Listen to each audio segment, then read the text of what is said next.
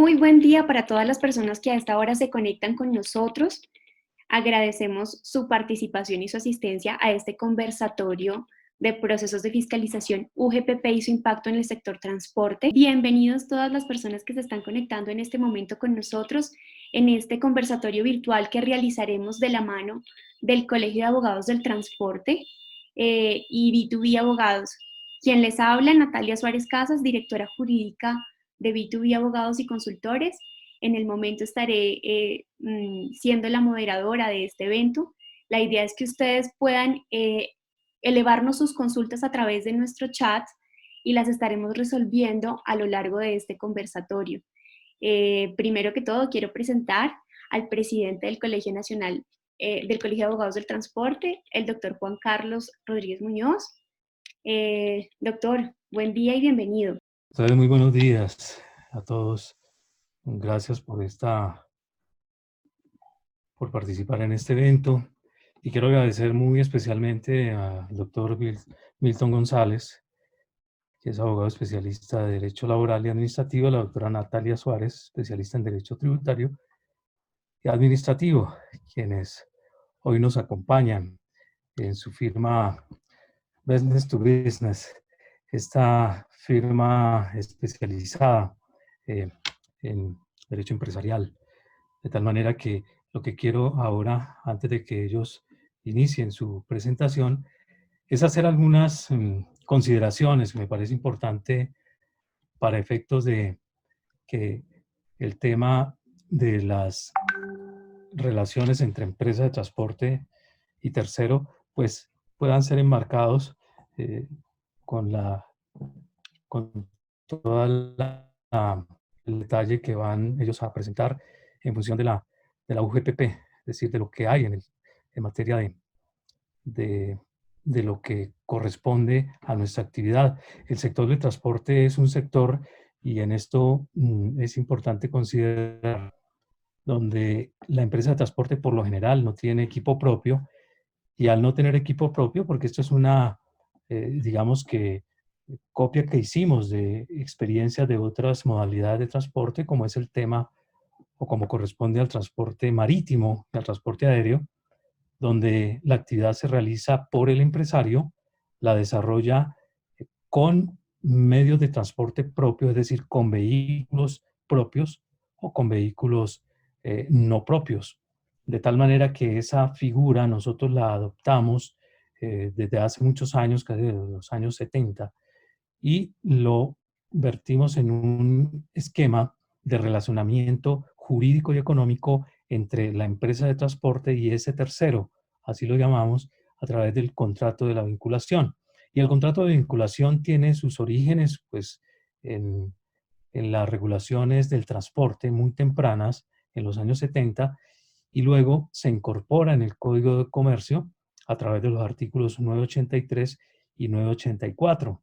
Más adelante, la Ley 105 del año 93 y la Ley 336, Estatuto del Transporte, la retoman y la perfilan y la amplifican a través de normas precisas que determinan que la empresa de transporte, cuando no tiene equipo propio, deberá vincularlos, es decir, celebrar el contrato de vinculación. Y ahí es donde se inicia el concepto de contrato de vinculación. Contrato de vinculación que fundamentalmente relaciona, como les digo, a la empresa de transporte con ese propietario del equipo. Y más adelante, el decreto 1079, el decreto único del sector del transporte, establece precisamente que el contrato de vinculación es la manera en que la empresa de transporte se relaciona económica y jurídicamente con ese tercero, cuando la empresa no tiene equipo propio, por lo que conlleva incorporar en primera instancia al vehículo y en segunda instancia al operador, al operario del vehículo. Digo que en primera instancia porque la visión que tuvo el artículo 983 y 984 fue fundamentalmente del equipo, cuando la empresa no tiene equipo propio, al igual que sucede en las legislaciones marítima, legislación aérea, con otros nombres, esa incorporación de esa unidad vehicular particular. Y esa forma de vinculación, digamos que solamente fue ahondada por el Consejo de Estado a través de un concepto del año 2006, donde dijo, mire, aquí en la relación jurídica entre empresa de transporte y propietario del equipo, existe un contrato de vinculación y esa vinculación tiene unas formas que son diversas y se pueden determinar libremente por las partes, y es lo que conocemos desde el punto de vista jurídico como el contenido de la vinculación. La vinculación es el contrato en sí y el contenido puede ser de arrendamiento, puede ser un contrato de vinculación con administración, sin administración, a través de otras figuras jurídicas que también como el arrendamiento de equipos desde el punto de vista financiero, a través del renting y a través de la figura de propiamente de la incorporación de ese equipo o de la incorporación también del propietario o del conductor del equipo. Por eso surgen las figuras de vinculación con o sin administración y la figura de la vinculación a través del esquema de leasing, a través del esquema de renting. Esa forma de relacionamiento jurídica y económica entre el prestador del servicio público esencial y el propietario del vehículo de servicio público conlleva en lo económico también a lo que se ha denominado las relaciones económicas, porque cuando se incorpora no solamente el equipo, sino también la persona del conductor del equipo y el propietario del equipo, surgen las relaciones económicas que generan unas condiciones especiales que también fueron consideradas por el Ministerio de Transporte en su momento, y es cuando surge el concepto, recuerdan ustedes, en los años 90, de la tabla de fletes, y todo lo que es la intervención directa en las relaciones económicas que hizo el Ministerio de Transporte por los años hasta el año 2011, cuando surgió el esquema de relacionamiento económico denominado libertad vigilada y el concepto de valor a pagar, que es lo que en ese contrato de vinculación la empresa de transporte le reconoce a ese tercero por la ejecución del contrato de transporte como un transportador de hecho que es. Y entonces surge otro elemento que también es derivado de todo lo anterior y fundamentalmente el contrato de vinculación, que es el tema de los impuestos. De los impuestos, es decir, quien recibe un valor a pagar en el desarrollo de ese relacionamiento económico a partir de la libertad vigilada, ese ingreso, pues es un ingreso que es gravable y por eso fue que en esa realidad jurídica y económica el mismo Ministerio de Hacienda determinó que había que precisar algunos elementos. Fundamentalmente que ese ingreso lo recibía principalmente y por el contrato de transporte en forma de flete, la empresa de transporte legalmente habilitada por el Ministerio de Transporte. Entonces, de esa manera fue que se estableció la necesidad de crear en el estatuto en el estatuto tributario un esquema que permitiera precisamente establecer unas determinaciones claras en cuál es el ingreso que le corresponde a ese tercero para efectos de poder realizar su actividad. Y se determinó en el estatuto tributario la necesidad de netear esos valores. Y ese neteo de ese valor fue lo que dio nacimiento a lo que se conoce como la repartición de los ingresos, que está dispuesto en el artículo 102.2 del Estatuto Tributario y que determina que para efectos de los impuestos tanto nacionales como municipales, la empresa, en este caso la empresa de transporte, no recibe el 100%, sino que lo reparte con el tercero. Eso es lo que se denomina neteo. Y para efectos tributarios se tendrá en cuenta que el transportador, empresa de transporte, va a declarar sobre ese valor y el propietario del equipo declarará sobre el valor que recibió de esa operación de transporte. Es una repartición realmente de flete entre la empresa de transporte y el tercero. Ese tercero, sus ingresos, el transportador, es decir, el habilitado por concepto de su contrato de transporte, se llama flete, y ese flete se divide con el propietario del equipo, con ese tercero, y es lo que se llama el valor a pagar en el esquema de las relaciones económicas llamada libertad vigilada, de tal manera que esa realidad es captada por el estatuto, eh, eh, el estatuto eh, tributario, y el estatuto tributario en el artículo 102.2 determina pues claramente cuál es la repartición para efectos del impuesto tanto nacional, impuestos nacionales, como el impuesto de industria y comercio a nivel local. Y eso fue retomado luego por la ley 633 del año 2000. El estatuto tributario es muy claro en determinar que eso es un esquema de neteo. Solamente en ciertas actividades se permite ese neteo para efectos de repartir los ingresos y para efectos de la tributación nacional y tributación local.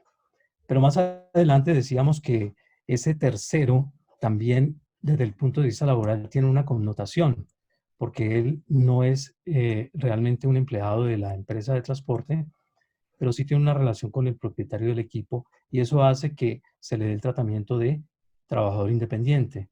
Y a partir de ese concepto de trabajador independiente es que se establece la posibilidad por parte del Ministerio de Trabajo de que él cotice al esquema de la seguridad social integral de manera modular, es decir, tanto en salud como en riesgos, como en pensión, de manera individual, y eso fue lo que dio nacimiento a la necesidad de determinar ese ingreso que recibe ese tercero, ese propietario del equipo, ese conductor del equipo, qué tratamiento se le debe dar desde el punto de vista ya del sistema de la seguridad social para efectos del factor salarial, es decir, para considerar lo que es el ingreso base de la cotización. Entonces hubo dificultades en esta parte, y en el esquema de carga, en el transporte terrestre automotor de carga, se determinó que era fundamental considerar un referente que pudiera probar o le permitiera al conductor del equipo probar sus ingresos. Y fue así como se echó mano de lo que se denomina Sistema de Costos Eficientes del Transporte Automotor de Carga, SICETAC, como un referente para determinar que esos podrían ser la prueba de sus ingresos, ese esquema, la prueba de sus ingresos, y es a partir de lo cual la Unidad de Gestión Pensional y Parafiscales determinó tomar como referente, precisamente para esos ingresos, repito, establecer los costos deducibles y determinar el ingreso base de cotización para el pago de parafiscales. Y eso quedó plasmado en el Plan Nacional de Desarrollo del año 2018-2022, y fue así como ese Plan Nacional de Desarrollo, que es la Ley 1955, determinó en el artículo 244 la posibilidad de usar fuentes alternas de información para establecer esos costos deducibles y determinar el ingreso base de cotización, que es lo que aparece precisamente en la resolución 1400, que ahí se formalizó del año 2019, porque esa resolución 1400 reconoce ese sistema CICETAC como un referente para determinar los ingresos del transportador, en este caso del operador, del conductor, del propietario del equipo, para efectos del sistema de la seguridad social integral. Esta precisión era importante hacerla a efectos de, pues, ustedes se ubiquen en lo que es realmente lo que sucede en el caso del transporte terrestre, y fundamentalmente el porqué de lo que, del relacionamiento con la unidad de gestión pensional y parafiscales. Entonces, con estas consideraciones, simplemente, yo quiero agradecerle nuevamente al doctor Milton González, a quien le doy la palabra, y a la doctora Natalia Suárez por haberme permitido estas consideraciones. Muchas gracias. Mil gracias a usted, doctor. Mil gracias por su presencia, por estas observaciones tan importantes.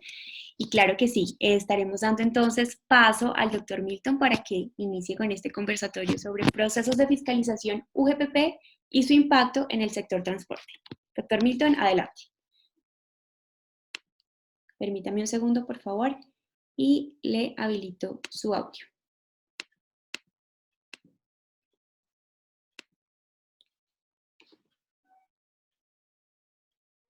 Adelante. Perfecto, muchas gracias. ¿Me escuchan bien? Sí, señor, le escuchamos. Gracias.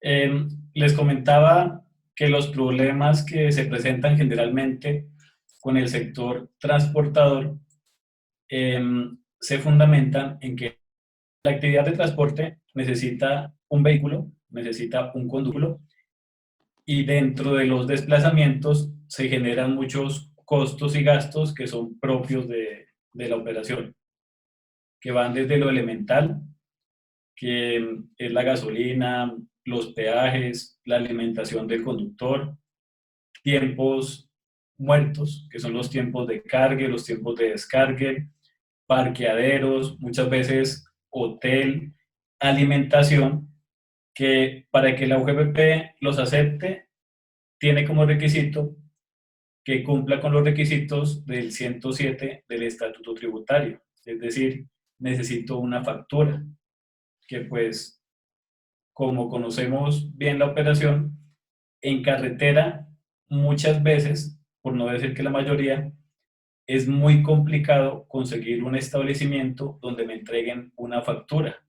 Incluso muchas veces en restaurantes de carretera ni siquiera voy a tener acceso a un recibo. Quería comentarles que la UGPP debe ser tomada en serio, atendiendo a que esa administración tributaria similar a la DIAN, con una competencia específica, pero que comparte el beneficio de tener jurisdicción coactiva. ¿Qué quiere decir que tiene jurisdicción coactiva? Que ellos directamente, sin tener que acudir donde un juez, nos pueden embargar y pueden rematar. Si ustedes ingresan a la página de la UGPP, van a encontrar avisos como el que les estoy mostrando, donde la UGPP está llevando a cabo audiencias de remate de bienes embargados, secuestrados, capturados y avaluados. Quiere decir que las víctimas de un proceso UGPP, pues prácticamente ustedes las pueden ubicar y encontramos cualquier tipo de bien. Por ejemplo, aquí esto es un inmueble, una finca. Aquí tenemos un garaje. No sé hasta qué punto sea un buen negocio comprar de una persona. El garaje 36, con 5 millones hago postura y está evaluado en 12 millones 505. Supongo que el apartamento también estará en otra parte. Aquí tenemos un automotor que es una volqueta. Para hacer postura son 46 millones y el avalúo de la volqueta son 115 millones. Aquí tenemos otra volqueta y las instrucciones para acceder al remate. El tema es delicado, especialmente porque estos son bienes que en su mayoría son de transportadores, personas naturales, que no se asesoraron o no enfrentaron con éxito un proceso de fiscalización de la UGPP, de atención, y ahora pues están sufriendo las consecuencias.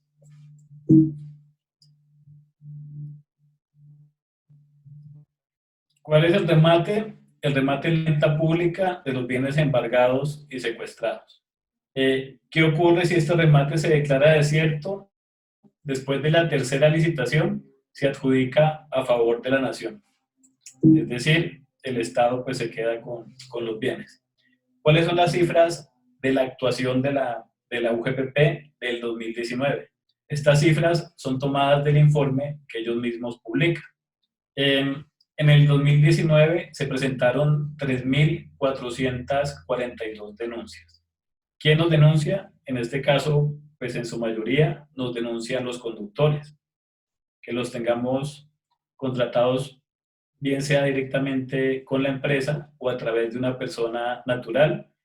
Se presentaron 3.442 denuncias.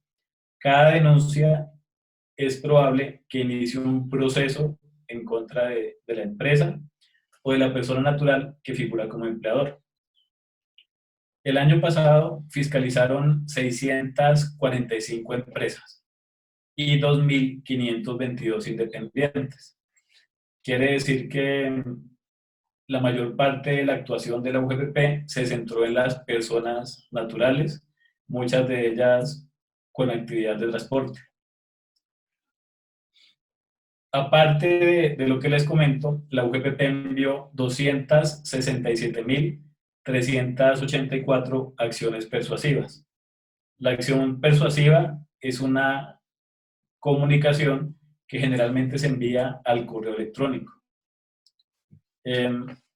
La acción persuasiva más o menos manifiesta: hemos notado que usted tiene indicios de inexactitud o indicios de omisión, o que usted es evasor frente al sistema.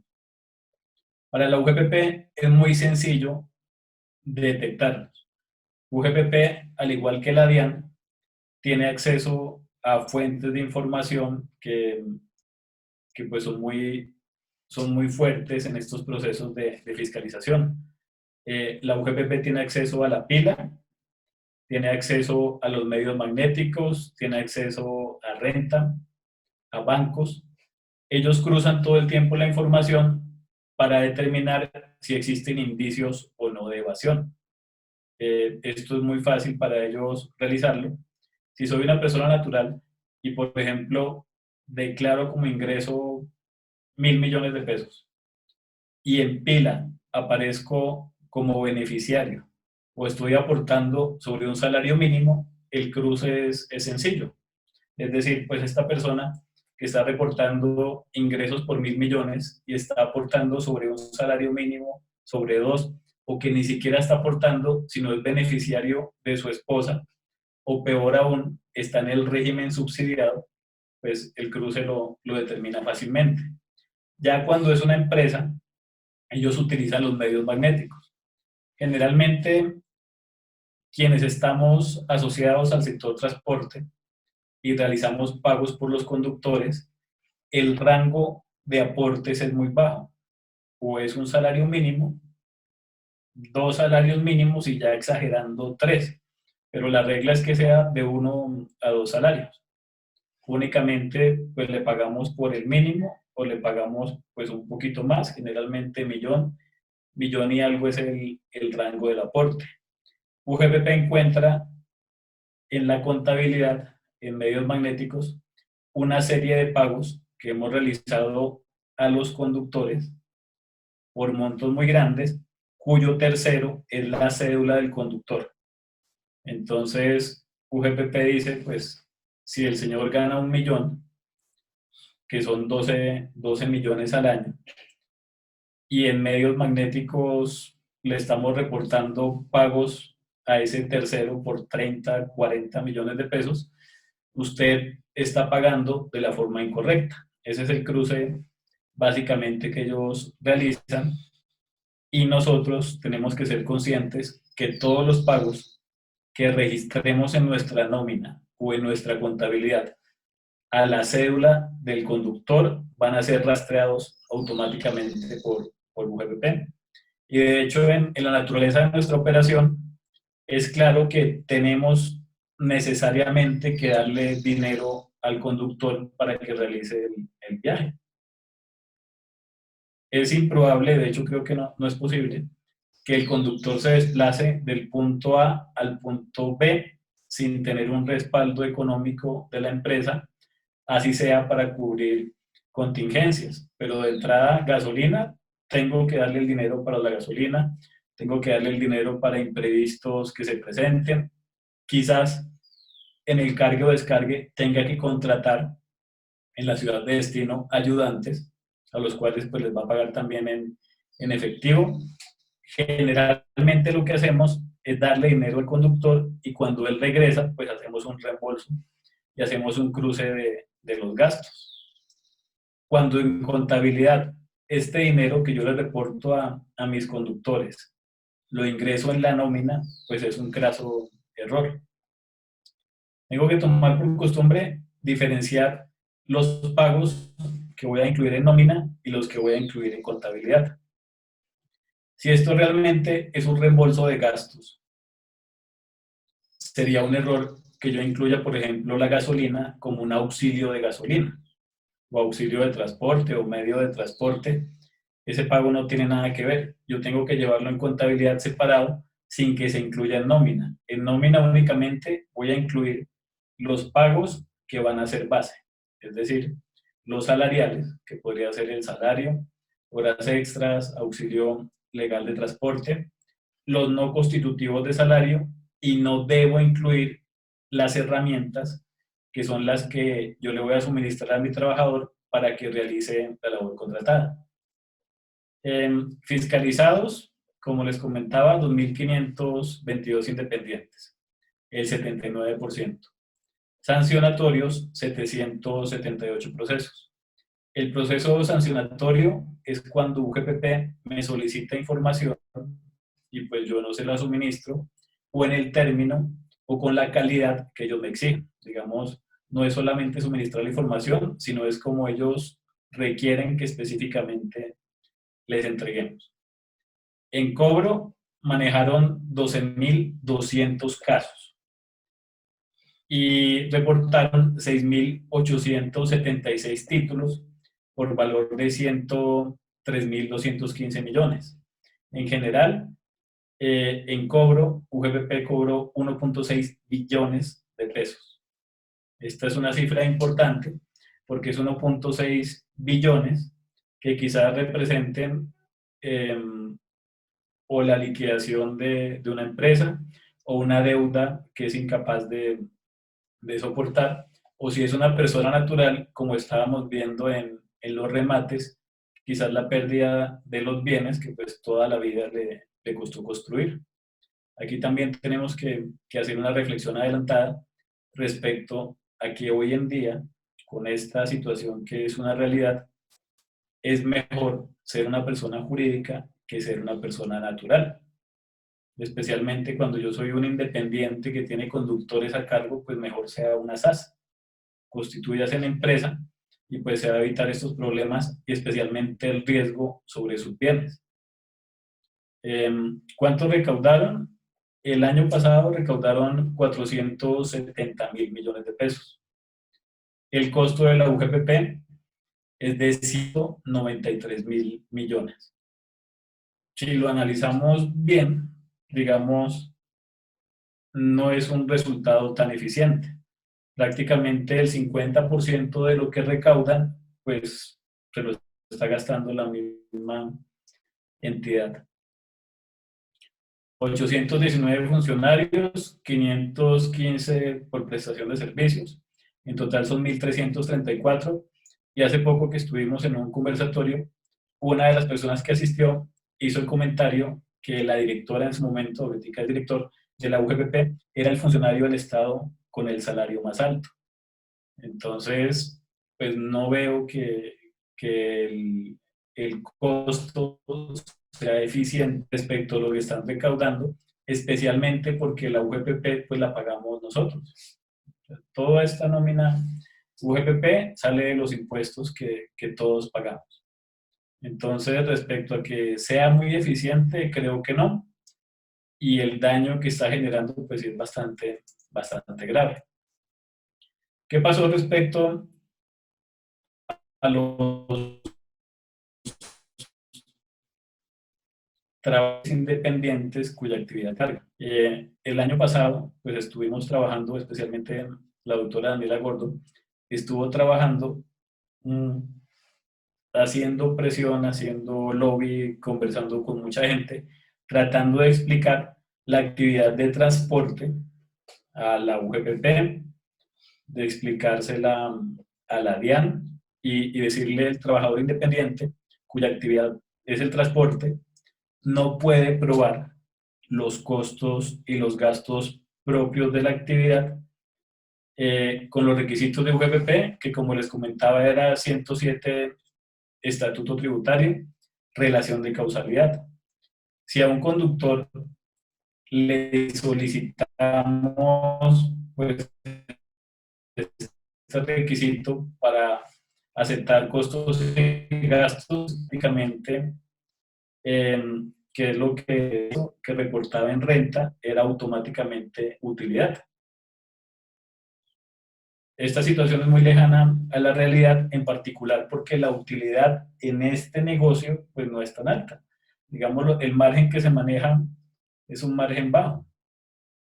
Incluso con muchos conductores que nosotros conversamos, el margen es tan bajo respecto a la inversión, porque pues estos vehículos son bastante costosos, hacen que en su mayoría no sean un negocio tan rentable.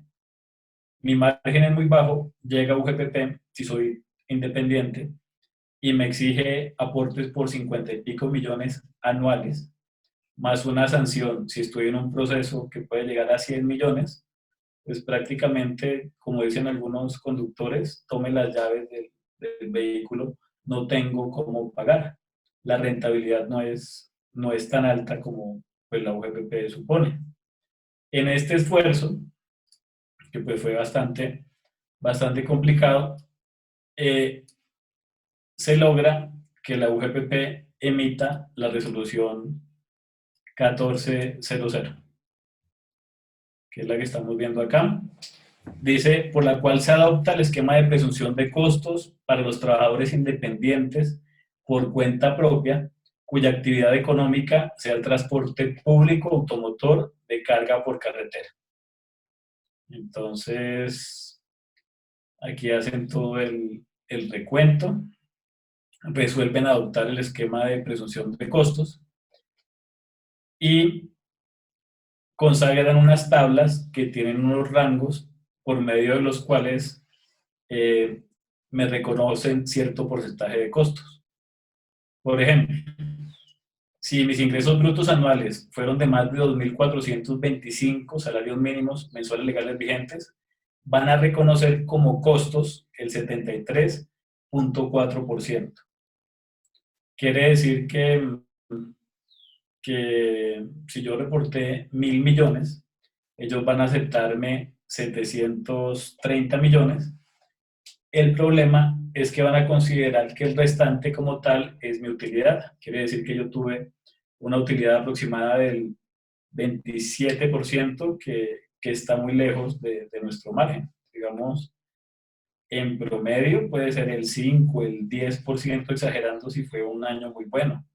La regla en este momento es que no. Y ahorita con esta crisis que estamos viviendo, pues el sector también se encuentra golpeado. Es decir, nos ha afectado la crisis y creo que difícilmente llegaríamos a un 10% de utilidad. Lo más probable es que este año a duras penas nos mantengamos o incluso lleguemos a pérdida. Este esquema también trae una tabla dependiendo del número de conductores. Entonces, si yo tengo 5 conductores, pues podría llegar al rango máximo, que es el 82.2% de presunción, que incluso pues aplaudimos el esfuerzo que existe una resolución, pero aún está muy alta, no se acerca a la realidad. Sin embargo, pues ya tenemos un avance.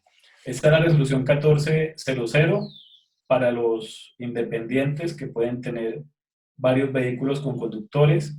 Exige que yo pague los aportes y pues esa es la presunción de costos y gastos que traen, que sin embargo pues no es suficiente. ¿Cuál es el problema como empresa transportadora? Mi problema como tal no es el salario que le pago a mis conductores. El salario que le pago a mis conductores, yo lo reporto en mi contabilidad. Si tienen derecho, pues les doy su auxilio legal de transporte y aporto en pila por 2 salarios, el salario que pactamos. ¿Cuáles son los problemas que tenemos? De entrada, son los pagos adicionales a la actividad de transporte, que pues es lo que les comenté al principio. Revisemos, por ejemplo, un caso práctico tomando lo que dice el CICETAC. Tengo un camión de 3 ejes doble troque con carga refrigerada, Thermo King, que va a ir de Bogotá a Buenaventura. Acordamos 4 horas de carga y 4 de descarga. Aquí están los costos. ¿Qué tendría en teoría que entregarle a mi trabajador? El combustible. Que el combustible para un viaje de este tipo, pues aproximadamente son 745.000 pesos, si no es que mucho más. Tengo que darle para lavado, que aquí está muy bajito, aquí dice 13.000 pesos. Para imprevistos, 27.000 pesos. Tengo que darle mucho más. En un viaje de estos yo le doy 27.000 pesos. Obviamente no cubre ningún imprevisto. Para peajes, tengo que darle 240.000 pesos, que digamos el valor de peajes sí lo puedo medir. Sin embargo, en este caso que estamos analizando, estamos hablando de un solo trayecto. Pues él va a tener que regresar. Digamos, estos valores serían al doble. Aquí están los peajes, el peaje de Soacha, el de Calarcá, el de La Paila, Andalucía, el de Cali, el de Buenaventura, Buga. Imprevistos que puedan ocurrir, etc. Cuando mi conductor inicia el transporte de la carga con el vehículo, contablemente yo tengo que registrar que le entregué ese dinero al conductor. Este dinero que yo le entrego son herramientas para que el conductor realice la labor contratada. Sin ese dinero no sería posible materializar la actividad de transporte de carga. El conductor pues no tendría la gasolina para el vehículo, el dinero para los peajes, tengo que darle su alimentación. El problema de este registro en contabilidad, que ya concluimos que era inapropiado incluirlo en nómina, el problema del registro en contabilidad es que UGPP, todo lo que aparece con la cédula del conductor, lo va a incluir dentro de la base. Actualmente, UGPP incluye las herramientas. Cuando incluyen las herramientas dentro de la base, pues obviamente estoy debiendo un montón de dinero porque para la UGPP todo lo que les estoy comentando pues es un ingreso laboral para el trabajador. Pues, situación que claramente es errónea porque yo no estoy enriqueciendo a mi conductor, simplemente es el mecanismo para que él realice la labor contratada. El problema que más hemos encontrado hace referencia a los viáticos. ¿Qué es un viático? ¿Cuál es la consecuencia que tiene? Los viáticos, gastos de viaje, hacen referencia a los pagos que yo le doy a mi trabajador cuando él pasa el peaje. Gastos de viaje. Si mi trabajador sale de su ciudad de residencia con el vehículo que estamos utilizando, en el momento en el que él pasa el peaje, ya estamos hablando de viáticos. Si los viáticos son permanentes, son salario. Y esto es muy grave, porque en el caso de nuestros conductores, si hacemos transporte de carga a nivel nacional, estos señores viajan todo el tiempo. Es un desplazamiento continuo el que ellos están realizando. Los viáticos permanentes son salario. En lo que respecta a alimentación y alojamiento. Si son salario, yo tendría, uno, que incluirlos en nómina. Estos ya no los llevaría en contabilidad, los incluyo en mi nómina como viáticos permanentes y tendría dos consecuencias. Consecuencia 1, el factor prestacional. Este dinero que entrego como viáticos haría base para prima de junio, prima de diciembre, cesantías, intereses. Y 2, al ser salario, haría base directamente para los aportes. Es decir, seguridad social, salud, pensión, riesgos laborales, para fiscales, Caja, Sena y CBF si no estoy exonerado. Es decir, estos viáticos tendrían efecto al 100%. ¿Cuál es el problema? Que dependiendo de la naturaleza de mi operación, pues puede ser un montón de dinero. Incluso tranquilamente podríamos superar el valor del salario y esto es muy costoso para las empresas de transporte. Generalmente, ¿qué hacemos? Pues estos viáticos no los tenemos en cuenta para absolutamente nada.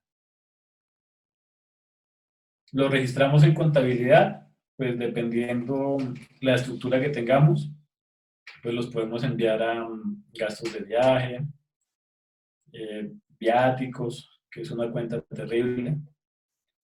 Cuando UGPP encuentra alojamiento y manutención, cuentas de este tipo con movimiento, para UGPP es muy fácil establecer la frecuencia. Los viáticos permanentes son salario. Los viáticos accidentales no son salario. Existe o existía una discusión con la UGPP en cuanto a qué es permanente y qué es accidental, porque como tal el Código Sustantivo del Trabajo no trae una definición. Es decir, no existe una medida de tiempo o una unidad que diga si los otorga tantas veces es permanente o tantas es accidental. Para los empleados del sector público sí existe una, que son 6 meses. Sin embargo, para el sector privado no está esa unidad de medida. Sin embargo, si yo soy un conductor y me contratan para transportar mercancía a nivel nacional, según la instrucción que me da mi empleador, bien sea una persona natural o una persona jurídica, mis viáticos son permanentes. Y es una realidad que tengo que asumir. Frente a un proceso de fiscalización UGPP o una demanda laboral, sería muy complicado sostener que esos gastos de viaje que están registrados contablemente o están registrados en nómina, pues no sean viáticos permanentes. Pues yo todos los días transporto, incluso muchas veces pues tengo que quedarme en hoteles, sitios de paso, que como todos sabemos pues tampoco es que exista tanta formalidad. Incluso hay pues unos lugares donde los conductores que quedan encima de las bombas, que distan mucho de ser un hotel y ni siquiera les van a entregar facturas. ¿Qué puedo hacer para mejorar o disminuir el impacto de los viáticos? Pues de entrada, no llamarlos viáticos. Si yo los llamo viáticos, gastos de viaje, alojamiento, manutención, los incluyo en mi contabilidad, peor aún los incluyo en mi nómina. Si voy a hacer esto, pues mejor asumo la consecuencia, los incluyo al 100% y pago lo que tengo que pagar, pero entendiendo que el impacto va a ser muy grande. Por ejemplo, si en un mes yo le doy a un conductor para estos gastos de viaje, ojo, alojamiento y manutención, le doy 1.000.000 de pesos. Si su salario es de 1.000.000 y yo le doy 1.000.000 adicional, realmente a efectos y efectos de aportes, su salario no es 1, su salario serían 2.000.000 de pesos. Si multiplicamos esto por X cantidad de conductores, estaría duplicando prácticamente los costos adicionales a mi nómina. Ese impacto acaba con mi utilidad. Si tengo, digamos, si mi utilidad es un 10%, incremento estos adicionales prácticamente en un 50% se acaba el negocio. No tendríamos cómo hacerlo. ¿Qué manejo le puedo dar? De entrada, entender que es alojamiento y es manutención los conceptos que se van a convertir en salario. Yo podría manejarlo a través de un auxilio no constitutivo de salario, discriminándolo así en mi nómina. Ese auxilio puede ser fijo o puede ser variable, puede ser ocasional o puede ser permanente. Y de esta manera, pues me ahorro el tema uno de legalizar lo que no se va a poder legalizar, porque ellos no me traen una factura en su mayoría. Y dos, disminuyo el impacto, porque al manejarlo como un auxilio no constitutivo de salario, no se van a convertir en salario y no voy a tener estas consecuencias que les estoy comentando. El resto de costos y gastos que son naturales de mi operación, que son herramientas, es decir, no los enriquecen, sino son lo que recibe el trabajador para realizar la labor contratada, tengo que llevarlos en mi contabilidad y evitar en lo posible que mi tercero sea el trabajador.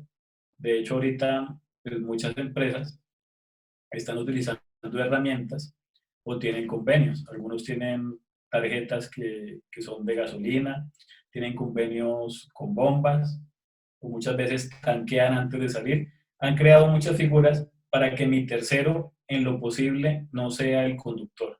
Si mi tercero es el conductor, yo estoy en problemas, porque ese valor no va a pasar desapercibido. Yo lo voy a reportar en medios magnéticos. Cuando UGPP me fiscaliza, ellos nos solicitan auxiliares por tercero a máximo nivel de detalle. Las nóminas y las pilas, pues ellos la tienen.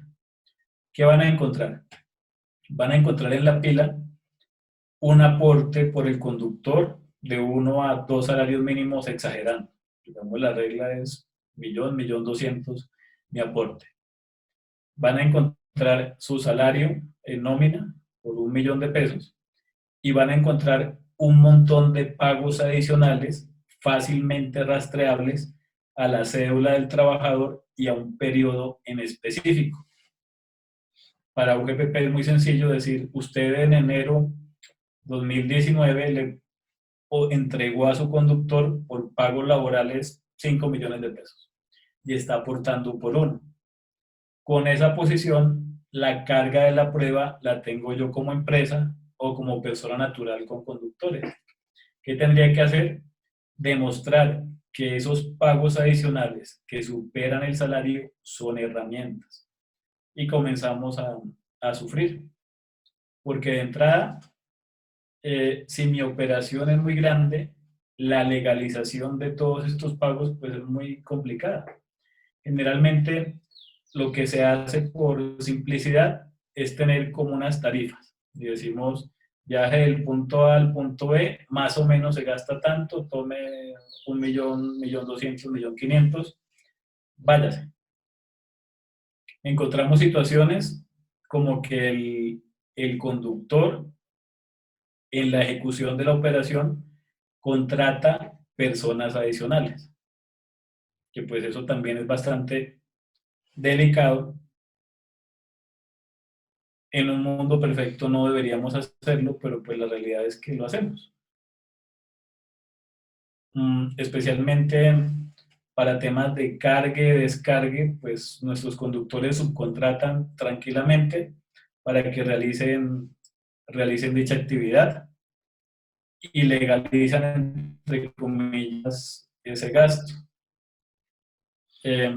Esa legalización es muy complicada porque pues estas personas que ellos contratan no son empleados, ni empleados de él, ni empleados míos, no se les paga aportes, eso que se les entrega a ellos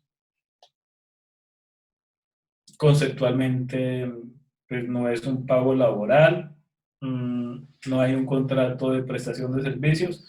Digamos, la legalización de ese dinero es muy difícil. Y si la legalizo, estoy evidenciando una práctica inapropiada por la cual me podrían sancionar. Pues yo prácticamente estoy contratando unas personas a las cuales no estoy afiliando a riesgos laborales, especialmente que si les llega a pasar algo, pues es un tema difícil porque en teoría yo sería solidario con cualquier accidente o contingencia que le ocurra a estas personas. Simplemente les doy 10.000, 15.000, 20.000 pesos, lo que se les entregue en el momento. Pues esto hace complicado. En esta operación de transporte también se presentan situaciones difíciles, como que un tercero cliente, otro cliente, a través de mi contabilidad le realice pagos directos a mis conductores o a los propietarios de los vehículos. ¿Cómo le explico yo a la UGPP que mi cliente le está entregando X cantidad de bonificación, comisión, premio, propina, auxilio a un tercero con el cual no tiene relación?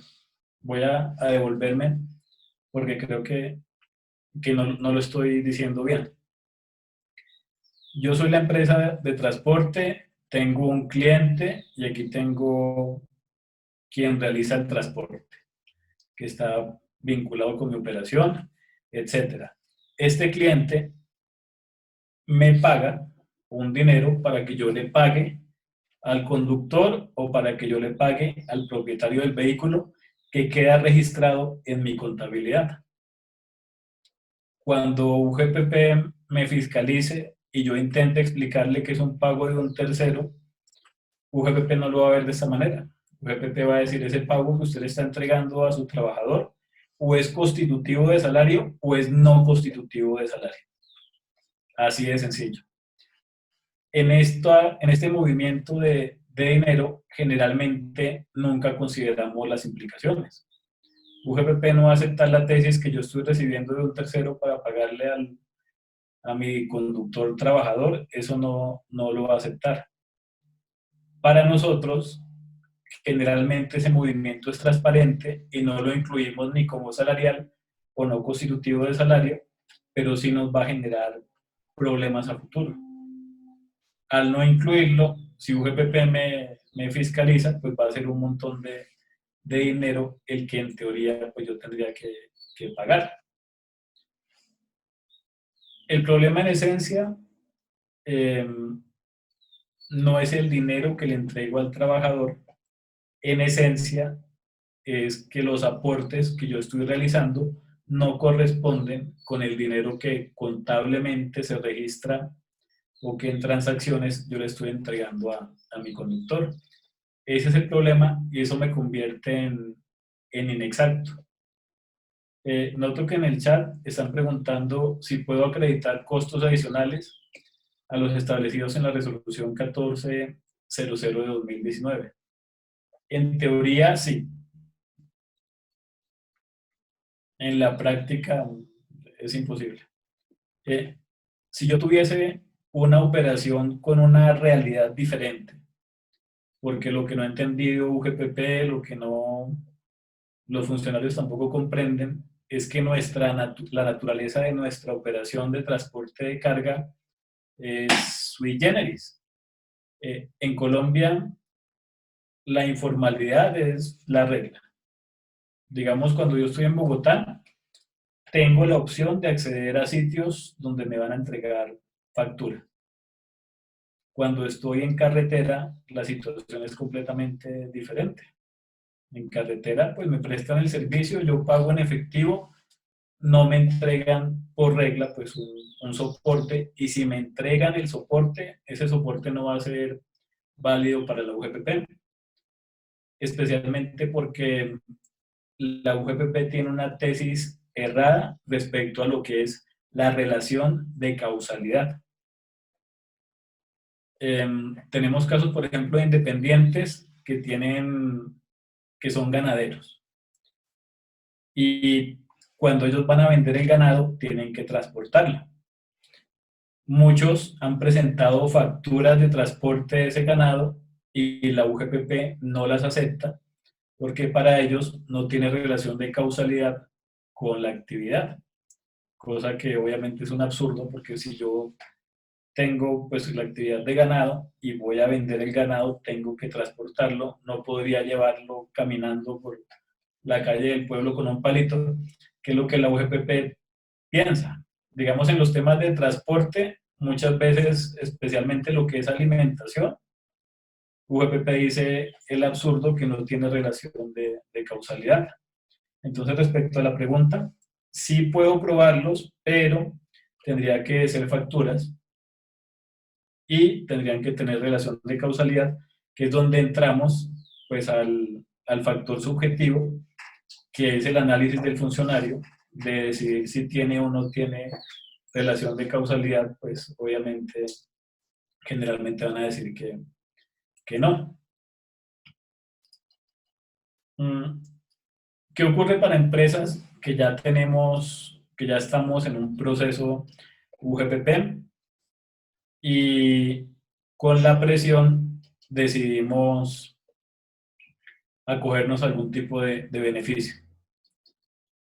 Quienes tienen proceso UGPP, pues actualmente a diario están recibiendo llamadas donde los funcionarios los están presionando para acogerse a beneficios. Sin embargo, es importante analizar cuál es la probabilidad que tengo que ese beneficio salga bien. En el 2019, únicamente aprobaron el 39% de las solicitudes. Quiere decir que lo más probable es que mi solicitud no sea aprobada. En la reforma tributaria anterior se presentaron 1.304 solicitudes y negaron 804. Sin embargo, es importante tener en cuenta que aún se encuentran en estudio 2.441. Quiere decir que si yo intento cogerme un beneficio, que en un proceso sancionatorio es el 50% del valor, o en un proceso de determinación es el 80% de reducción en los intereses de los subsistemas diferentes a pensión, pues en este momento lo más probable es que me nieguen el beneficio y que yo tenga que esperar años a que UGPP decida si puedo o no puedo acogerme. El problema de una negativa frente a la UGPP es que los intereses continúan corriendo en la pila y son intereses diarios. Si UGPP dice, usted no se podía acoger, yo tengo que en este momento pagarle pues un montón de dinero y aparte me quedé sin opciones legales.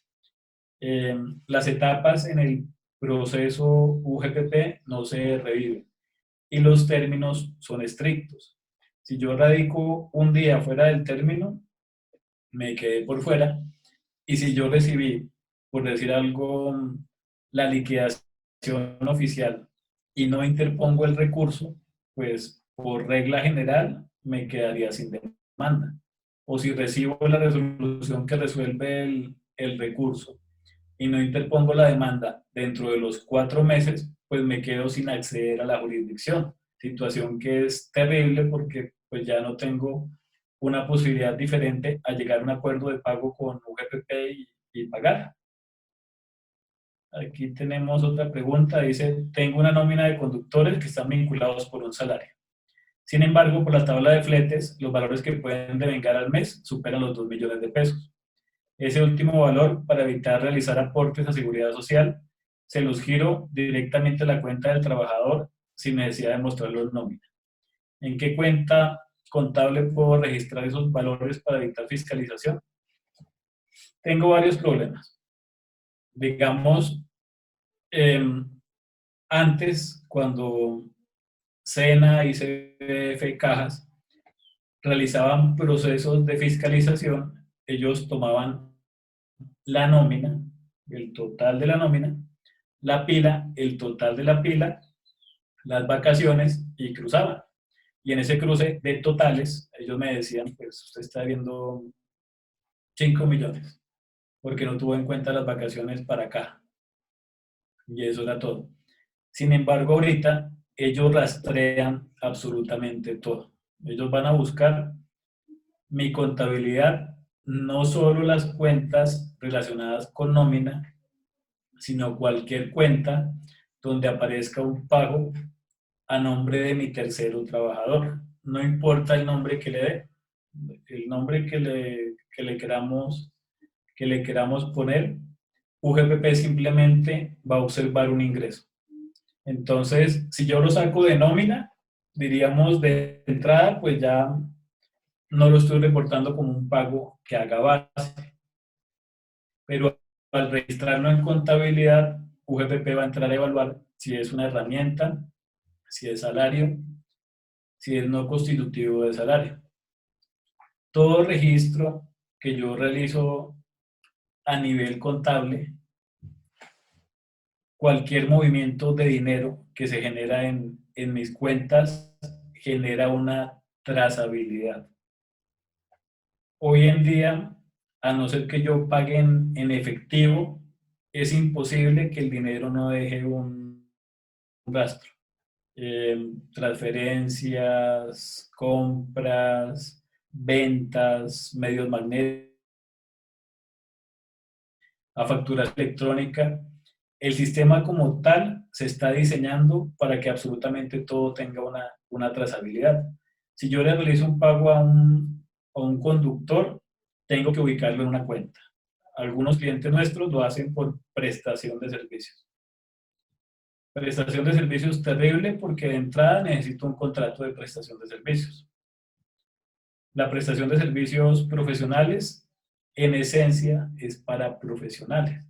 Es decir, personas donde prima el factor intelectual sobre el factor material. Pensemos en el abogado de la empresa, revisor fiscal, conductor o algún cargo en específico. Si para una persona que es conductor, yo utilizo la figura de contrato de prestación de servicios, pues de entrada no solo es inadecuado, y si me demandan, pues obviamente no me va a ir muy bien, sino yo tendría la obligación de exigirle a mi conductor los aportes sobre dicho pago, cosa que obviamente pues tampoco haríamos, lo obligaríamos a él en teoría a convertirse en un independiente. Si pongo, por ejemplo, reembolso de gastos, entonces UGPP va a decir, ábrame la cuenta, detálleme el valor de la transacción y cuál fue la razón por la cual se le dio el dinero al trabajador y regresamos al mismo punto en el que ya estamos. Entonces, conclusión, pagar dinero por contabilidad sin una razón que sea suficiente es un error. Ese dinero igual la UGPP lo va a encontrar y yo voy a tener que venir a justificarlo y voy a dar una sensación de mala fe. Aquí tengo otra pregunta. Dice, es importante mencionar que como aportante sea jurídico o natural, puedo aplicar cualquiera de las dos formas de deducción de gastos. Sí, sí, pero pues ahí regresamos a lo que les comentaba. El problema como tal, frente a la UGPP, no son los gastos, es probarlos. En la jurisdicción con los independientes, a la UGPP le ha ido muy mal. ¿Por qué? Porque ellos toman la declaración de renta, los ingresos, los dividen entre 12 y presumen que pues, estos valores son utilidad y yo tengo que venir a probar costos y gastos. ¿Qué han dicho los jueces al respecto? Pues de entrada, que esa metodología de UGPP de tomar ingresos, dividir entre 12, eso no es legal. Eso no existe en ningún texto. La declaración de renta, que es la herramienta que ellos utilizan, es una declaración para un tributo diferente. El estatuto tributario es claro cuando dice la declaración de renta es para la renta. En ningún momento hay un parágrafo o una acápite que le dé efectos frente a las contribuciones de aportes que diga y la renta servirá para calcular cuánto debe aportar o no. Eso tampoco es legal y pues lo han dicho los jueces.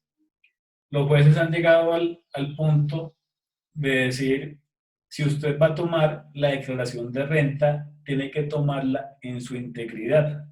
No puede tomarla de manera sesgada o parcial. Es decir, si usted le va a dar validez a los ingresos que yo reporto, pues dele validez, la misma presunción de veracidad a los costos y los gastos. Esa interpretación de UGPP que toma los ingresos como ciertos, pero los costos y gastos, yo tengo que venir a aprobarlos, pues no tiene ningún sentido legal. Entonces, siempre ha existido la orden para el Estado de determinar una presunción de costos y gastos, que pues a la fecha ya está la resolución para transportadores, que decimos que es insuficiente, y ya está la de otras actividades.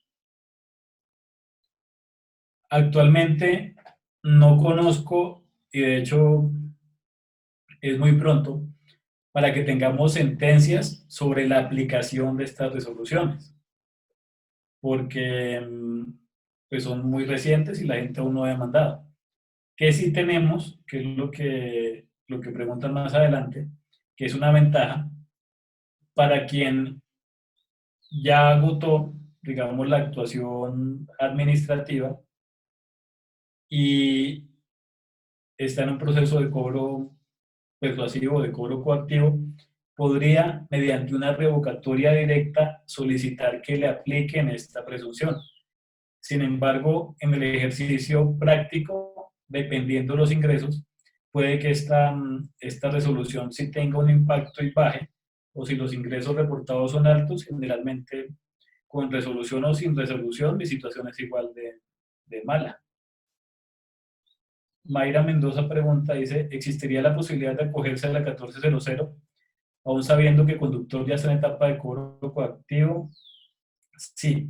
De hecho, la misma resolución establece que en los procesos que aún se encuentren en discusión, la UGPP debe, es decir, no tiene la opción, es decir, tiene necesariamente que aplicar la resolución. ¿Qué puedo hacer dentro de las etapas?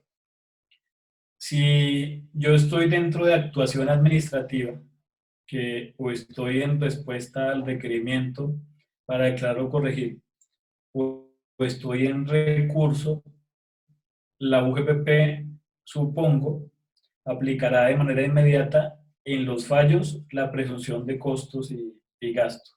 Si yo estoy por fuera de los términos y estoy en cobro coactivo, tengo un recurso extraordinario que es la revocatoria directa, que en este caso UGPP está utilizando la revocatoria del estatuto tributario que nos da 2 años. 2 años con la condición que no haya interpuesto el recurso. Es decir, estoy en cobro coactivo y que obviamente no haya sido ejecutado. Si ya me ejecutaron, pues ya no tendría mayor cosa que hacer. En este caso, pues yo interpongo mi revocatoria directa, UGPP me aplicaría la resolución y pues el valor de la deuda pues va a bajar bastante. La oportunidad buena es para las demandas. Digamos, cuando yo logro demandar de manera oportuna a la UGPP, las cifras están a nuestro favor. El 57% de las demandas que se presentaron el año pasado fueron falladas en contra de la UGPP. Si analizamos demandar o un acuerdo de pago, y en este momento un cliente nos pregunta, la respuesta es matemática, es más eficiente demandar, mis probabilidades son mucho mayores, a acogerme a un acuerdo donde lo más probable es que me lo niegue. Cuando yo demando, hoy en día tengo muchos argumentos. No es como en otros temas puntuales, por ejemplo, tema renta DIAN. Es muy complicado que yo logre sacar adelante una demanda. En estos casos, como aún queda mucho por definir, pues nuestra probabilidad es alta. Por ejemplo, pensemos que UGPP determina que empresa de transporte dejó de pagar 500 millones por unos conductores. Y yo logro demostrar que esos valores que le pagué a los conductores realmente son herramientas pues, para que ellos puedan realizar la labor contratada. En ese escenario, si yo hago un trabajo eficiente de manera probatoria, lo más probable es que gane ese proceso. O pensemos, por ejemplo, en el caso de los independientes, si la UGPP me aplicó el artículo 135 de la ley 1753, que pues fue con el que ellos generalmente fiscalizaron a todos los independientes transportadores, ese artículo fue declarado inexequible por la Corte Constitucional. Si usted me aplicó ese artículo, señores UGPP, estamos débiles. Ya tenemos sentencias. Si usted me aplica ahorita el 244 que reemplaza el 135, este 244 también fue declarado inexequible. Entonces noten que ese IBC para los independientes está sostenido en este momento, en teoría, con la figura de la inexequibilidad diferida, que si lo analizamos pues a nivel constitucional no tendría mayor esperanza de prosperar. Aparte, las dos normas que establecieron el IBC de independientes, 135 declarada inexequible, 244 con inexequibilidad diferida hasta el 2022, porque también fue declarado inexequible. Las resoluciones, las dos resoluciones de independientes, esta 1400 desarrolla el 244. ¿Qué validez jurídica tiene una resolución que desarrolla un artículo que tiene inexequibilidad diferida? Pues de entrada no es que sea tan fuerte, y también hay que tener en cuenta que lo accesorio surte la suerte de lo principal. Cuando se materialice esta, entre comillas, inexequibilidad diferida, esta resolución se va a caer también. Yo podría aprovecharla como un beneficio, pues si me conviene para cerrar este proceso GPP, aplíqueme la resolución y termino esto pagando poco. Muchas veces es mejor un mal arreglo que un buen pleito. Sin embargo, si estoy en jurisdicción, yo no me acogería a ningún beneficio porque aún tenemos mucho que discutir, especialmente el IBC de los independientes con actividad de transporte de carga. Cuando mi demanda llegue a la jurisdicción, ya el 244 será completamente inexequible. ¿Qué podría ocurrir en ese momento? Que seguramente va a ocurrir, porque la manera en la que el Estado nos trata, pues a nivel legal, francamente es irresponsable, es irrespetuosa. El 135 es declarado inexequible por el principio de unidad de materia, no tenía que estar en el Plan Nacional de Desarrollo. Eso requería un desarrollo aparte. No se trata que esté bien o que esté mal, que los costos y los gastos o que los independientes tengan que aportar, simplemente el artículo está en el lugar incorrecto. Inexequible el 135, hacen lo mismo con el 244. Pareciera que es un juego o que simplemente necesito tener un artículo para venir a cobrarle 1.6 billones de pesos a los ciudadanos para tapar huecos en el sistema. A unas sabiendas del 244 que es inexequible, desarrollo dos resoluciones de presunción de costos y gastos sobre un artículo que sé que se va a caer. Cuando lleguemos a la jurisdicción, UGPP no va a tener base. Esto que les estoy comentando se lo expondremos al juez, le diremos pues actualmente a la fecha, en ese hipotético de la demanda, no existiría una norma que justifique un IBC para independientes que se dediquen a la actividad de transporte de carga. Es muy frágil. Si demando, tengo un 57% de probabilidades, que yo pensaría que en el caso de los independientes es mucho mayor. Tener pues también tendré la posibilidad de salir avante en un proceso. Muchas veces nuestros clientes personas naturales o empresas se esfuerzan por cerrar este tema UGPP rápido. Con esto. Sin embargo, UGPP tiene 5 años. Más me demoro en pagar un periodo que en recibir un requerimiento nuevo. Es decir, apresurarme a finalizar un tema realmente equivale a abrir la caja de Pandora. Apenas UGPP nota que yo pagué muy rápido, pues de entrada estoy confesando, porque pues si yo pago es porque debo. Y dos, lo más probable es que lo que yo hacía en un periodo, pues lo repita en otro. Entonces, mi oportunidad de defensa en el siguiente periodo va a ser complicado. El GPP va a decir, bueno, pero si usted pagó y confesó y ahora está diciendo que no debía absolutamente nada, pues mi posibilidad de establecer una defensa efectiva se ve disminuida por esa presunta confesión. Revocatoria directa es un recurso que vale la pena utilizar si cuando yo hago el cálculo de aplicar la resolución me conviene o no. Si aplico la resolución y realmente pues no voy a obtener ninguna disminución, pues realmente no tendría mucho sentido. Preguntan si procede una reparación para quienes pagaron deudas presuntas de UGPP anteriores a la expedición de la resolución 1400. Yo creo que sí. Con esto que estamos reflexionando respecto a la base, especialmente de los independientes. Artículo 235, 2015, declarado inexequible. 244, con inexequibilidad diferida. Tengo sentencias ya que dicen que UGPP no podía inventarse esa presunción de costos y gastos. Con todos estos elementos, sin embargo, usted, UGPP, me obligó a pagar 150 millones de pesos, o peor aún, embargó mi casa, mi garaje, mi volqueta, lo remató. Me causó un perjuicio económico muy serio, me pudo llevar a la liquidación. Yo tengo un daño, y es un daño que en esencia es un daño antijurídico.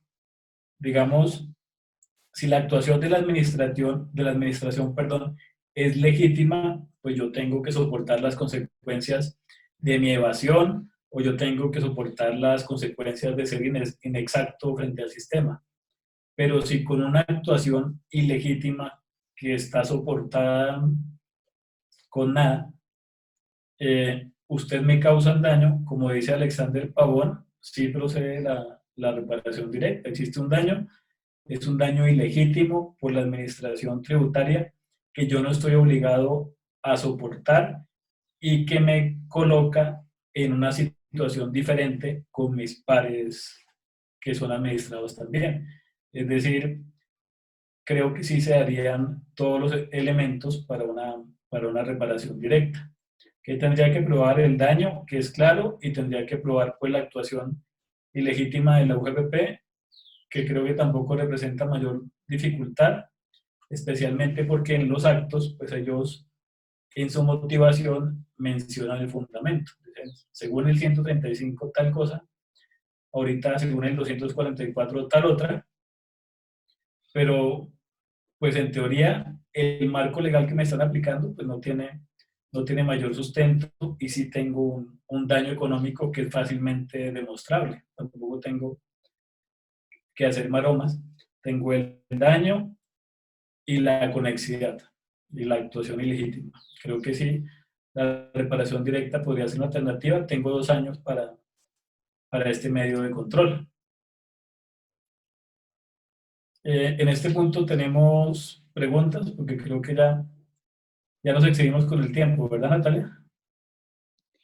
Pues teníamos presupuestada exactamente 1 hora y media, pues por respeto al tiempo de nuestros ponentes. Pero obviamente si hay alguna persona que tenga una duda adicional, podríamos darle unos minutos para que la realice. No sé qué opinas. Sí, perfecto. De Bueno, acuerdo. mientras las personas lo piensen, bueno, agradecerles a todas las personas que nuevamente continuaron con nosotros, que siguen con nosotros y muy pendientes de las cosas que hacemos. Y adicionalmente queremos comentarles que B2B estará lanzando respecto de este tema, UGPP, una cartilla en los próximos meses, la cual ustedes ya pueden visualizar. Algunas partes de esa cartilla la pueden visualizar en nuestras redes sociales. La idea es que UGPP sea un tema accesible a todos, que todos podamos entender, que todos podamos entender en la práctica nuestra operación, y por ende el doctor Milton, en compañía pues de todo el staff del grupo de B2B Abogados, estará explicando, precisando con casos precisos de la vida real de nuestros clientes, todas estas cosas que atañen al proceso GPP para que ustedes puedan ponerlo en práctica y entenderlo.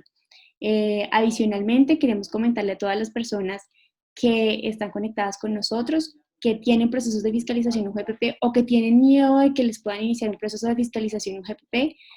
B2B, por la contingencia nacional, está en este momento regalando un mes de auditoría para todas las personas que quieran saber cuál es su riesgo real en materia de aportes a la seguridad social. Si ustedes están interesados en que les obsequiemos esa auditoría por asistir a esta capacitación y por la contingencia nacional en la que se encuentra el país, por favor háganoslo saber. En un momento en el chat les estaré comentando nuestros correos para que ustedes pregunten si tienen alguna duda respecto a esta auditoría. La idea es que los podamos apoyar con esto. Y adicionalmente, si tienen un proceso de fiscalización UGPP, el diagnóstico inicial es gratuito. Entonces pueden comentarnos su situación, su caso empresarial específico, y estaremos dándoles un panorama amplio de lo que se puede hacer en temas jurídicos. Doctor Milton, ya nos están realizando más preguntas. Desde el área de auditoría, algunos de nuestros clientes también están realizando preguntas por correo. Camilo las está plasmando en nuestro chat. Entonces, si quieres, procedamos con eso y ya regresamos con ustedes nuevamente. Con Alexander Pavón estoy 100% de acuerdo. Especialmente donde dice enseñar a estas entidades a respetar los derechos de los ciudadanos. UGPP no respeta los ciudadanos. Digamos, a diferencia de otras entidades, con UGPP la voracidad es evidente. Digamos, aquí el tema es recaudar billones de pesos a como dé lugar y no me interesa pues pasar por encima del que tenga que pasar. Eso lo evidenciamos, por ejemplo, en estas presunciones que se inventan. Eso no es legal. Yo invento cosas, con eso logro secuestrar, embargar y ejecutar a las personas. Pues es un tema terrible. Respecto a otra conducta que evidencia lo que les comento, se supone que UGPP es cierto que puede directamente pues, embargar a quienes están involucrados en un proceso de cobro coactivo sin tener que acudir a la jurisdicción. Esa es una prerrogativa que obviamente tienen. Sin embargo, en muchos casos, aún estando dentro de término, por ejemplo, para interponer demanda, UGPP embarga todas las cuentas, embarga todos los bienes, hasta por el doble de la obligación, obligando con esto a las empresas o personas a que tengan que sí o sí pagar si quiero que me levanten la medida. Esto es grave, nosotros lo hemos denunciado en la Procuraduría, en la Contraloría, en el mismo ITRC, pero pues a la fecha no ha pasado absolutamente nada. En cuanto a las medidas como por ejemplo una acción de grupo, una acción popular, B2B tengo entendido que hizo uso de estas medidas antes que se emitieran las resoluciones. Digamos, en este momento ya carecen completamente de objeto porque las acciones que utilizó B2B más o menos solicitaban que se tengan en cuenta los costos y gastos de la operación. Ya con esta resolución, pues en teoría existe un cumplimiento por parte de la UGPP, que es establecer la presunción hacia los procesos futuros y a los procesos que se venían llevando. Elsa de la Rosa pregunta, ¿es posible sancionar a una empresa por no entregar la información y al mismo tiempo por inexactitud? Sí. La sanción por no entregar información puede llegar a 15.000 VTs en un año, que es una tonelada de dinero. Si yo entrego parcialmente la información, se abren dos procesos. Proceso de determinación, donde la sanción por inexactitud puede llegar al 60%, o proceso sancionatorio que puede llegar a 15.000 VTs. La única forma en la que no se me abran los dos procesos es que yo no entregue absolutamente nada de información. En ese caso, pues enfrentaría únicamente uno. Alexander Pavón dice que en el proceso de cobro coactivo deben interponerse las excepciones que consagra el estatuto tributario. Sí. ¿Cuál es el problema que tengo en cobro coactivo? UGPP me embarga, libra del mandamiento de pago. Yo tengo excepciones y tengo recursos de reposición contra la resolución que resuelve las excepciones. Sin embargo, en cobro coactivo, la tendencia de la UGPP es mantenerse 100%, que digamos, este proceso en actuación administrativa es muy complicado, como muchos abogados y clientes manifiestan, porque pues es contra la UGPP. Y la tendencia de la UGPP, por supuesto, es mantener sus actos. Entonces, que una excepción me prospere en cobro, que no sea pago, es complicado. Incluso el mismo pago, ellos ponen 1000 trabas para hacerlo valer. Carlos Prieto pregunta, ¿es lícito utilizar tarjetas prepago para cancelar salarios? A nosotros nos vendieron la idea, no solo con las tarjetas prepago, sino con los bonos Sodexo, aportes a fondos de pensiones voluntarias, etcétera, que no eran constitutivos de salario, que yo podía utilizarlos tranquilamente para pagarle lo que quisiera a mis trabajadores sin ninguna consecuencia. La posición de la UGPP es diferente. Si UGPP encuentra, por ejemplo, bonos Sodexo, tarjetas prepago, mi tercero en contabilidad va a ser el Sodexo, BigPass, el que sea. UGPP me va a exigir que yo abra ese tercero, que discrimine valores y a quién le pague ese dinero. Entonces, de entrada, independientemente que sea tarjeta o que sea bono, al final yo voy a tener que detallar el tercero y detallar el concepto.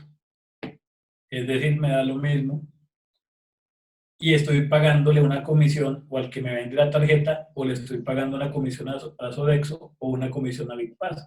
Digamos, no tiene sentido, pues ni a nivel práctico ni a nivel financiero, que yo realice un pago a un tercero de una comisión que no me aporta absolutamente nada. Digamos, el Sodexo o el BigPass de alimentación tiene un beneficio en retención. Si yo lo hago por eso, perfecto. Pero si yo lo hago pensando que con eso voy a estar blindado frente a un proceso UGPP, la respuesta es no. UGPP me va a pedir, ábrela. La única que no me pediría sería, por ejemplo, una tarjeta corporativa de crédito a nombre de la empresa. Esa es complicado que me lo abra. Pero si yo registro tarjeta prepago, ellos van a decir, pues, a nombre de quién. El escenario perfecto es que el costo y el gasto me quede a mi tercero empresa directamente y que me evite esa intermediación, por ejemplo, combustibles. Entonces, combustibles queda en mi empresa y ahí no tengo lío. Soy una empresa de transporte, obviamente necesito combustible para mover mis vehículos. Pero si queda combustible a nombre de fulanito, pues ya comenzamos a sufrir. Oscar Boada dice, es importante mencionar que es legal el embargo de la misma entidad sea igual al 300% de la obligación liquidada. De entrada, la UGPP me embarga por el doble del valor de la obligación. Sin embargo, pues como dice Oscar, hemos encontrado 300, 400%. Incluso conozco el caso de una abogada que fue directamente a la UGPP a hablar con el funcionario, decirle, mire, esto es completamente arbitrario, máximo puede ser el doble del valor de la obligación. Sin embargo, lo que el funcionario le manifestó es que ellos están legalmente habilitados para hacer este tipo de cosas, pero pues realmente no. Elsa de la Rosa pregunta que si la reparación directa permite el levantamiento de medidas. No. Cuando yo estoy en reparación directa es porque ya finalicé el proceso, pagué, me embargaron, lo que me remataron, me ejecutaron, pero ese proceso ya está finalizado y es un proceso completamente diferente. La única forma de levantar las medidas es que yo radique mi demanda en términos, es decir, dentro de los 4 meses, según la tesis de la UGPP, que sea admitida. Sin embargo, el artículo no dice admisión, dice interposición de la demanda, que me aprueben un acuerdo de pago. Son las alternativas o que pague. Es la única forma de levantar las medidas. Pero la revocatoria directa no levanta las medidas y la demanda de reparación sería rechazada porque aún se encuentra en discusión. La única forma en que la reparación me prospere es que ya nos encontremos frente a una situación jurídica que se encuentre consolidada. Alexander Pavón dice, considero que es hora que trabajemos en una reforma frente al cobro coactivo. Completamente de acuerdo. Y nosotros hemos trabajado de la mano con muchos gremios. De hecho, pues yo estuve en la ASI en Pereira con las cooperativas, estuve con Confecop también, hemos estado en la ANDI, en ACOPI, etcétera. Pero si ustedes buscan que los gremios como tal hagan presión frente a la UGPP, el sector transporte tuvo éxito el año pasado y pues no era lo que queríamos, pero tenemos más de lo que teníamos antes. Digamos, yo aplaudo al sector transporte porque creo que es el único que realmente ha hecho algo y se ha sentado con los ministros, con el presidente, decirle, mire, esta situación está perjudicando al sector. Creo que sí, y pensaría pues con la experiencia que tuvimos en estas resoluciones, que este gremio como tal sí tiene el poder para hacerlo.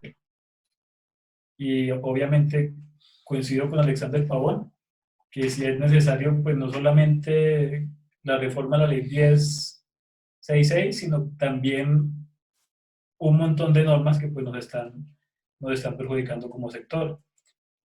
Fernando de la Estrella dice, en estos momentos de crisis para muchas empresas que se están acogiendo como acreedor, ¿qué tan lapsos son al momento de negociar? Son terribles. Digamos que, ¿cuál es el problema con UGPP? UGPP discute la prelación de los créditos. Obviamente, según UGPP, ellos están en primer lugar porque para ellos pues, son temas laborales. Sin embargo, ya existen sentencias que dicen que esto es tributario. Ellos como acreedor que sean lapsos, no. Generalmente a ellos siempre los obligan dentro de estos procesos. Cuando tengo un proceso UGPP, generalmente pues es manejable, pero no por la UGPP, sino por los otros actores que tengo involucrados. Pero que UGPP como tal sea laxa o de alguna manera me ayude en alguna negociación de un acuerdo es todo lo contrario. Ellos siempre, la posición UGPP siempre es liquiden esa empresa y págueme, ojalá en primer lugar si se puede. Los independientes del transporte especial de pasajeros pueden acogerse a la resolución 1400. Si no pueden, ¿cuál sería el proceso con ellos?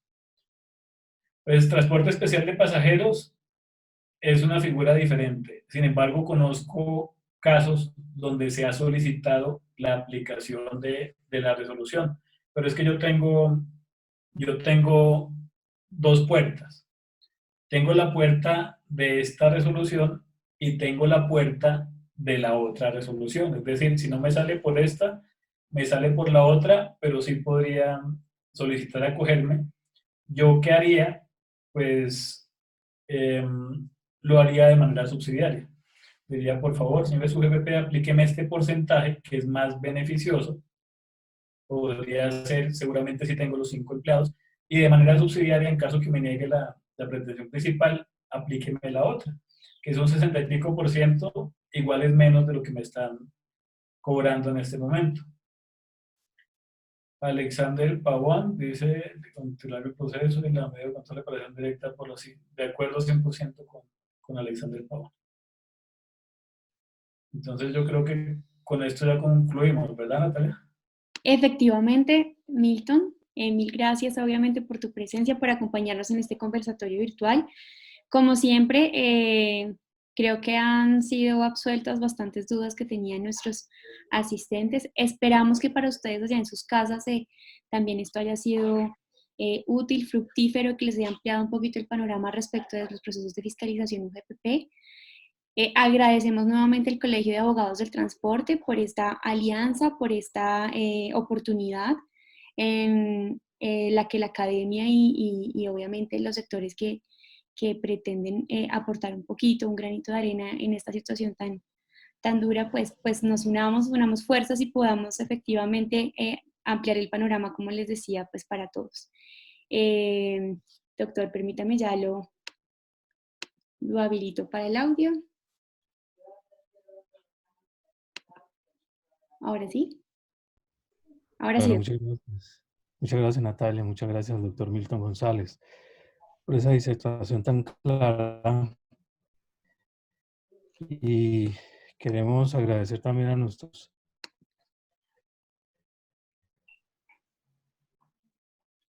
escuchas, las personas que nos acompañaron. Establecer pues el Colegio de Abogados hacia estas charlas que nos de interés y práctica del sector. Los invitamos a que hagan parte del Colegio de Abogados, que esta es una instancia que permite precisamente lo que decía el doctor Milton González, y es sumar fuerzas para efectos de lograr incluso modificaciones en la legislación. Fíjense que este tema del 17, la resolución 1400, por esa unidad de abogados, para efectos de que se cambiara la regulación, y es uno de los instrumentos que ha servido precisamente para clarificarle a la UGPP, donde el sector del transporte era invisible, ellos no sabían ni conocían qué era el sector del transporte, y a través de esta pedagogía que hemos venido realizando, a través del Colegio de Abogados, se ha logrado precisamente una equidad en este tema, aunque no es suficiente, lo que son pasos que se han dado, pero se requiere mucho más. Y esto solamente lo logramos a través de la unidad, a través de instancias como el Colegio de Abogados. Entonces le agradecemos mucho, doctora Natalia. El video y la presentación que se hizo hoy se va a colgar en la página web para efectos de que ustedes pues tengan las memorias de este evento que realizamos. Muchas gracias. A usted, doctor, mil gracias nuevamente.